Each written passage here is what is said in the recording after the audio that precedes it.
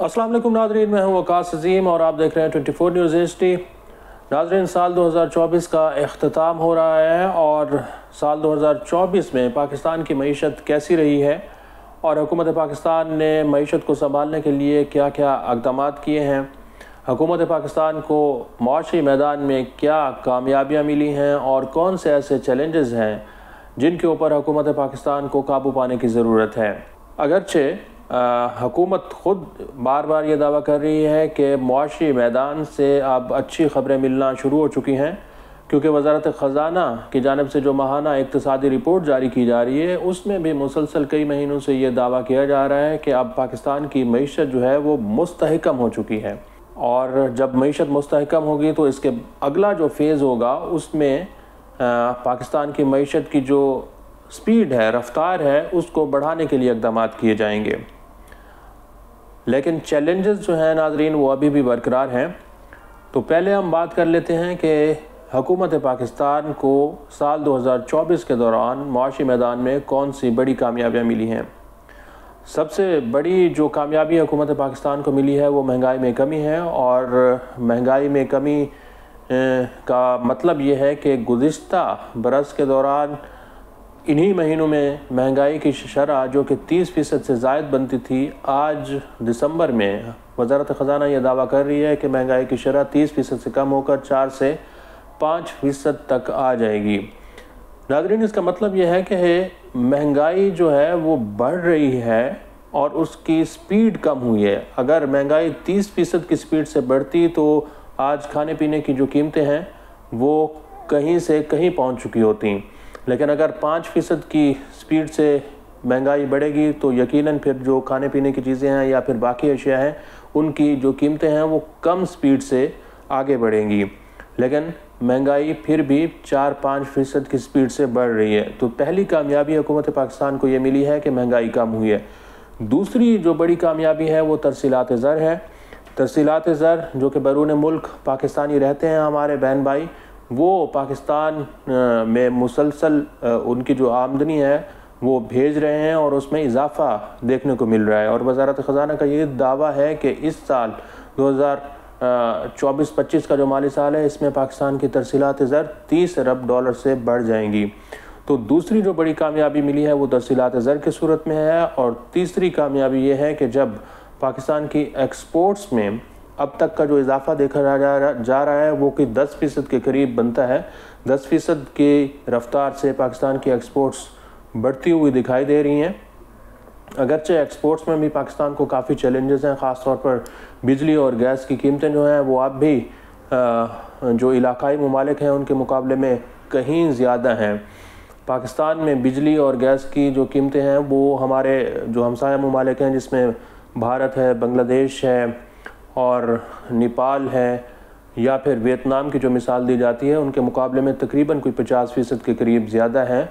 और जो इंडस्ट्री है वो बार बार ये मुतालबा कर रही है कि जब तक बिजली और गैस की कीमतें कम नहीं होती उस वक्त तक पाकिस्तान की एक्सपोर्ट्स जो हैं वो एक अच्छी स्पीड से नहीं बढ़ सकती। क्योंकि नाज़रीन, आपको याद होगा कि साल 2020-21 में जब बिजली की कीमत एक्सपोर्ट इंडस्ट्री को 9 सेंट पर दी गई थी तो फिर पाकिस्तान की एक्सपोर्ट जो हैं वो 16 अरब डॉलर से बढ़कर 19 अरब डॉलर तक पहुंच चुकी थी। अब भी इंडस्ट्री ये मुतालबा कर रही है कि इस वक्त बिजली और गैस का जो टैरिफ है वो कोई 26 रुपये फ़ी यूनिट तक पहुंच चुका है। अगर इसको कम करें तो ये 9 सेंट पर अगर आ जाए तो फिर पाकिस्तान की एक्सपोर्ट्स में सालाना 5 अरब डॉलर का इजाफा हो सकता है। अगरचे हुकूमत पाकिस्तान को थोड़ी बहुत एक्सपोर्ट में कामयाबी मिल रही है, लेकिन अगर इसको मज़ीद बढ़ाना है तो फिर हुकूमत पाकिस्तान को बिजली और गैस की कीमतों में कमी करना होगी। तो तरसीलात ज़र और एक्सपोर्ट्स बढ़ने की वजह से पाकिस्तान का जो करंट अकाउंट डेफिसिट है, जारी खातों का खसारा है, वो कम होता हुआ दिखाई दे रहा है। इसी तरह जो चौथी बड़ी कामयाबी है वो पाकिस्तान में रुपए का इस्तेहकाम है। गुज़िश्ता एक साल के दौरान पाकिस्तान में जो डॉलर की कीमत है वो 278 से 280 रुपए के लगभग रही है और इसमें कोई बड़ी ड्रामेटिक किस्म की कोई तब्दीली नहीं आई, कोई बड़ा जंप नहीं नज़र आया। और IMF भी बार बार यही मुतालबा करता रहा है कि डॉलर का जो कीमत है आप इसको मार्केट बेस पर रखें, एक्सचेंज रेट जो है इसको मार्केट खुद तय करे कि क्या होना चाहिए। और जो पांचवी बड़ी कामयाबी है नाज़रीन हुकूमत पाकिस्तान के लिए, वो ये है कि शरह सूद जो कि गुज़िश्ता बरस हमने देखा था कि कोई 22% के करीब पहुंच चुकी थी, आज 1 साल के बाद जो शरह सूद है वो 13-13.5% के करीब आ चुकी है। और अब ये भी वज़ारत ख़ज़ाना दावा कर रही है कि जैसे जैसे मज़ीद महंगाई कम होगी तो शरह सूद को भी कम किया जाएगा। शरह सूद जब कम होगी तो यकीनन पाकिस्तान के ऊपर जो कर्ज़ों का बोझ है वो भी कम होगा और इंडस्ट्री के लिए जो पैसा है उसमें भी इजाफा हुकूमत पाकिस्तान को मिलता हुआ दिखाई देगा। लेकिन नाज़रीन अब हम बात कर लेते हैं थोड़े से जो चैलेंजेस हैं। चैलेंजेस ये हैं कि पाकिस्तान की जो टैक्स आमदनी है वो नहीं बढ़ पा रही, और 6 महीने का जब दिसंबर का डेटा आएगा तो उसमें भी हम देखेंगे कि FPR का जो टैक्स शॉर्टफॉल होगा वो 350 अरब रुपये से ज़्यादा का होगा। अगरचे आज वफाकी काबीना की जानिब से ये फ़ैसला किया गया है कि जो बैंक्स हैं जो कि अपना टैक्स अदा नहीं कर रहे थे और एडवांस टू डिपॉज़िट रेशो का जो मामला था वो मज़ीद संगीन होता हुआ दिखाई दे रहा था, क्योंकि बैंक किसी सूरत नहीं मान रहे थे कि ADR के ऊपर जो टैक्सेस लगाए गए हैं वो खुद बैंक अदा करें, क्योंकि बैंकों के पास 2 ही रास्ते हैं। एक तो ये है कि वो प्राइवेट सेक्टर को अपना पैसा दें, और दूसरा रास्ता, आसान रास्ता ये है कि वो हुकूमत पाकिस्तान के जो T-बिल्स हैं या फिर दूसरे कर्ज़े हैं उनमें अपनी इन्वेस्टमेंट करें और वहाँ से अच्छा खासा प्रॉफिट कमा लें। तो ADR के मामले पर आज काबीना ने यह फ़ैसला किया है कि बैंकों को से टैक्स वसूल किया जाएगा, और ये कोई 70 अरब रुपये के करीब टैक्स बनता है, 50 से 70 अरब रुपये के करीब। अब ये आर्डिनेंस लाया जा रहा है और बैंकों से ये टैक्स वसूली की जाएगी, लेकिन इसके बावजूद भी FBR का शॉर्टफॉल रहेगा। अब नए जो टैक्स कवानीन हैं वो भी मंजूर हो चुके हैं। FBR को अगले 6 महीनों के दौरान ये साबित करना होगा कि बग़ैर किसी मिनी बजट के वो अपने टैक्स अहदाफ को पूरा करेगा। नाज़रीन, थोड़ा सा जो महंगाई के बारे में दावा किया जाता है कि हुकूमत पाकिस्तान ने इस 1 साल के दौरान महंगाई को कम किया है। अगरचे नंबर यही बता रहे हैं कि महंगाई कम हुई है, लेकिन थोड़ा सा हम आपको बता देते हैं कि कौन कौन सी ऐसी अशिया हैं जो कि गुज़िश्ता 1 साल के दौरान महंगी हुई हैं और कौन सी ऐसी अशिया हैं जो कि सस्ती हुई हैं। यानी कि दिसंबर 2023 के मुकाबले में दिसंबर 2024 में चिकन की जो कीमत है वो 49 रुपये 79 पैसे फ़ी किलो महंगी हुई है। 1 साल में चिकन की जो कीमत थी वो 359 रुपये 43 पैसे से बढ़कर 409 रुपये हो चुकी है। 1 साल में टमाटर की कीमत 148 रुपये 25 पैसे फ़ी किलो बढ़ी है। टमाटर गुज़िश्ता बरस दिसंबर में 107 रुपये 2 पैसे का था, लेकिन आज ये 255 रुपये का हो चुका है। इसी तरह बनास्पति घी जो है 1 साल में 67 रुपये 94 पैसे का महंगा हुआ है। बनास्पति घी की कीमत 506 रुपये 57 पैसे से बढ़कर 574 रुपये 51 पैसे हो चुकी है। इसी तरह जो जलाने वाली लकड़ी है वो 150 रुपये फ़ी मन महंगी हुई है।